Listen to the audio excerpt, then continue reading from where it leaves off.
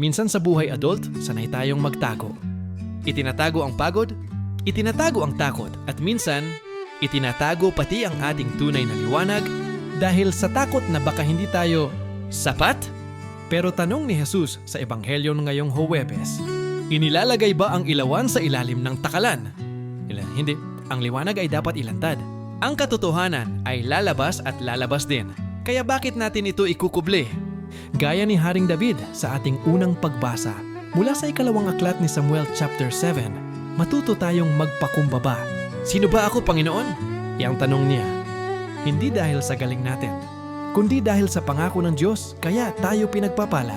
Kung ano ang iyong itatanim na pakikinig at pagmamalasakit, yun din ang ibabalik sa'yo at hihigitan pa. Kaya huwag kang matakot na maging totoo. Ang trono ng iyong buhay ay inilaan para sa isang mas malaking layunin. Panginoon, salamat sa liwanag na nagmumula sa iyo. Ito ang ating baon sa umaga. Ito ang mabuting balita.